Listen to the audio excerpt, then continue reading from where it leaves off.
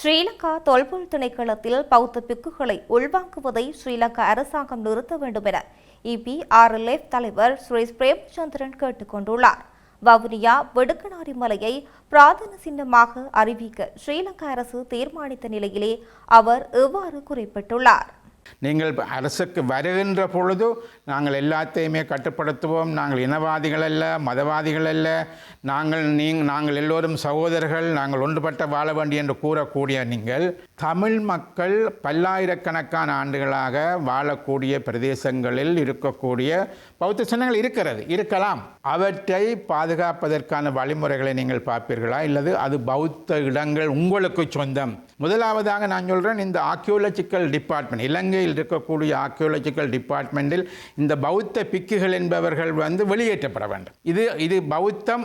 அவர்கள் யோசிக்கிறார்கள் இலங்கையில் இருக்கக்கூடிய அந்த புராதன சின்னங்களோ அல்லது ஆர்கியோலஜிக்கல் டிபார்ட்மெண்ட்டோ இது எல்லாமே சிங்கள பௌத்தத்திற்கு சொந்தமானது என்று சொன்ன ஒரு விதமான ஒரு அரகன்தனமான ஒரு அப்படியான ஒரு தன்மையை அவர்கள் வைத்திருப்பதைத்தான் நாங்கள் பார்க்கக்கூடியதாக இருக்கின்றது.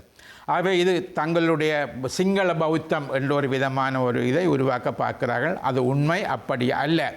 ஆகவே இந்த அரசாங்கம் உடனடியாக இவ்வாறான தவறுகளை தொடர்ந்து செய்வதை நிறுத்தி அவர்கள் முக்கியமாக இதனை தொடர்ந்து செய்வதாக இருந்தால் நாங்கள் மீண்டும் வலியுறுத்த விரும்புகின்றோம். ஜனநாயக தமிழ் தேசிய கூட்டணி சார்பாக EPRLF, டெலோ, புலோட், ஏனைய சமத்துவ கட்சி, ஜனநாயக போராளிகள் உள்ளடக்கிய இந்த கட்சிகள் சார்பாக நாங்கள் இலங்கை அரசாங்கத்துக்கு வலியுறுத்தி கூற விரும்புவது என்னவென்றால், முக்கியமாக தமிழ் ஆர்கியோலஜிக்கல் விடயங்களை கையாளக்கூடிய தமிழர்கள், சிங்களவர்கள், யுனெஸ்கோ உறுப்பினர்களை உள்ளடக்கிய ஒரு குழுவை நிறுவி அதன் பிரகாரம் நீங்கள் இந்த விடயங்களை ஆய்வு செய்து அதனை மக்களுக்கு தெளிவுபடுத்துங்கள். அந்த பிரதான சின்னங்களை பாதுகாப்பதற்கான பொறிமுறைகளை ஏற்படுத்துங்கள். அதனை விடுத்து சுற்றி வர உள்ள காணிகளை பறிமுதல் செய்வதோ புது புத்த கோயில்களை உருவாக்குவதோ நிச்சயமாக அது சிங்கள மக்களுக்கும் உதவியாக இருக்காது, இந்த நாட்டுக்கும் உதவியாக இருக்காது. அது உண்மையாகவே ஒரு பொய்யையும் புரட்டையும்